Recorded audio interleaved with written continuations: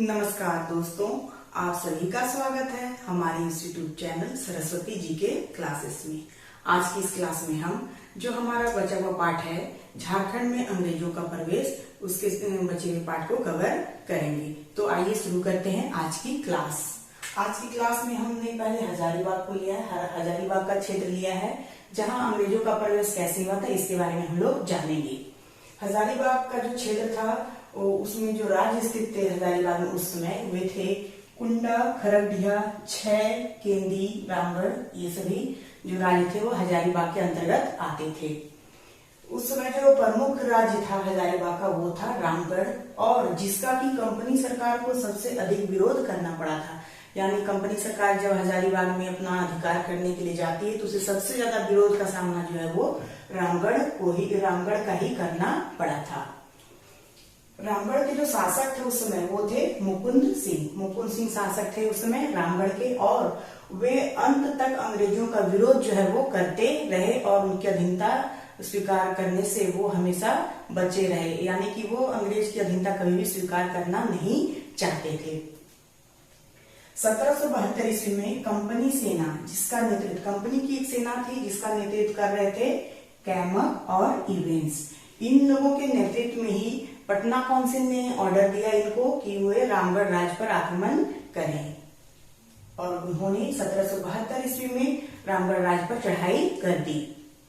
फिर जो मुकुंद सिंह थे वे अपनी जान बचाकर रामगढ़ से भाग निकलते हैं और अंग्रेजों का उन पर कब्जा हो जाता है। और 1773 ईस्वी में कंपनी ने छोटा नागपुर खास, पलामू तथा रामगढ़, इन सभी क्षेत्रों को एकीकृत करके रामगढ़ जिला का निर्माण किया था 1773 ईस्वी में। तो ये याद रखने की चीज है। 1773 में रामगढ़ जिला का निर्माण हुआ था किन किन क्षेत्रों को मिला के? तो ये हुआ था छोटा नागपुर खास, पलामू तथा रामगढ़ का क्षेत्र। इन तीनों क्षेत्रों को मिलाकर रामगढ़ जिला का निर्माण किया गया था, और ये जो रामगढ़ का जिला बना था उसकी जिम्मेवारी कैमक को ही सौंपी गई थी, यानी कि उन्हीं के अधीन इस क्षेत्र को रखा गया था। अब हम आते हैं मानभूम क्षेत्र की ओर।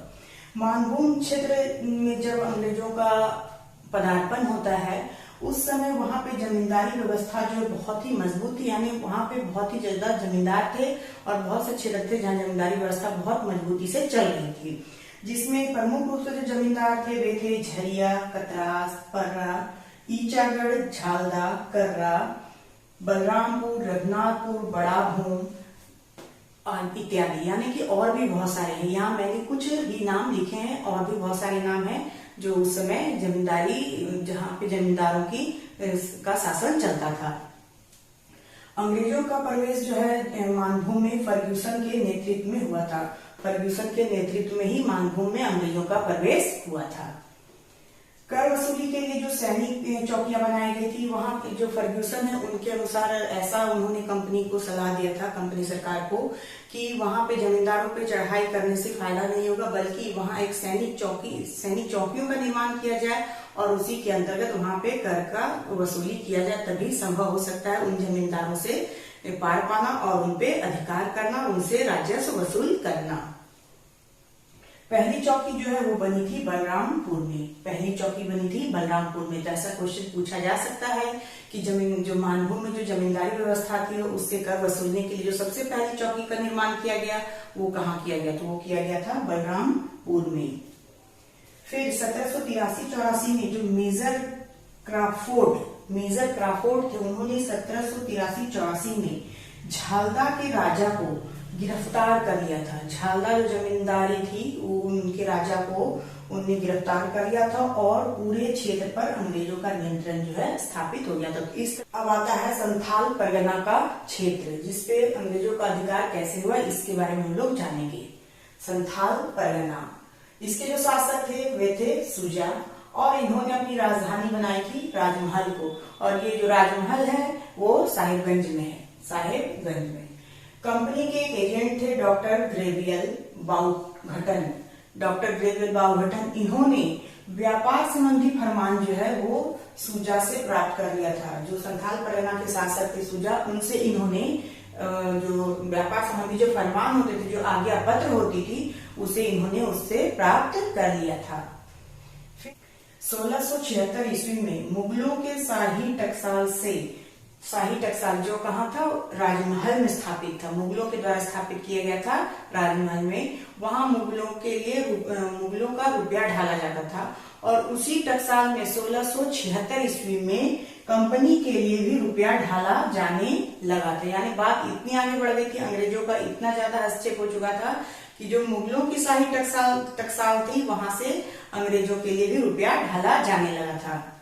1763 ईस्वी में मेजर एडम्स ने बंगाल के नवाब मीर कासिम को पराजित किया और राजमहल क्षेत्र पर अधिकार स्थापित कर लिया। अब 1763 ईस्वी में मेजर एडम्स के नेतृत्व में बंगाल के नवाब मीर कासिम को पराजित किया गया और राजमहल क्षेत्र पर अधिकार कर लिया गया। ऐसा क्वेश्चन पूछा जा सकता है कि बंगाल के जो शासक थे मीर कासिम, उनको किसने पराजित किया था? तो उनको पराजित किया था मेजर एडम्स ने। और इस तरह से जो राजमहल क्षेत्र है उस पे भी अंग्रेजों का अधिकार स्थापित हो गया था। तो ये जो हमारा संथाल परगना का क्षेत्र है अंग्रेजों के अधिकार में आ जाता है और इस तरह से अंग्रेज जो है पूरी तरह से झारखंड क्षेत्र पर एक एक करके कब्जा कर लेते हैं। ऐसे अगर देखा जाए तो अंग्रेजों को पूरे झारखंड पर कब्जा करने में 72 साल लग गए थे। 1765 ईस्वी में जब उनको दीवानी मिलती है इलाहाबाद की संधि के बाद, उस समय से लेकर 1837 ईस्वी तक उनको समय लग जाता है यहाँ पे अपने अधिकार को स्थापित करने में। लेकिन अगर कोल्हान क्षेत्र को सिर्फ छोड़ दिया जाए तो 45 वर्षों में ही उसने पूरे झारखंड क्षेत्र पर अधिकार कर लिया था, सिर्फ कोल्हान को छोड़ के। और कोल्हान पर अधिकार करते करते उसे 72 साल का वर्ष लग जाता है। इसलिए कहा जाता है कि अंग्रेजों को झारखंड में अपना अधिकार स्थापित करने में 7 दशक का समय लग जाता है, यानी कि 72 सालों का समय लग जाता है। तो इस प्रकार से हमारा जो टॉपिक था झारखंड में अंग्रेजों का प्रवेश, वो यहाँ पे कंप्लीट होता है। हम लोग नेक्स्ट क्लास में इसका रिवीजन वर्क करेंगे कुछ क्वेश्चंस के माध्यम से, जैसा कि हम लोगों ने पहले भी किया है। और मैं कुछ ऐसे क्वेश्चंस भी लाऊंगी जिसका कि मैंने यहाँ पे नहीं दिया है, लेकिन वो एग्जाम्स में पूछे जाते हैं, कहीं कहीं से वो टॉपिक जो है पूछे जाते हैं। तो उन क्वेश्चंस के साथ मैं फिर उपस्थित होंगी नेक्स्ट क्लास में।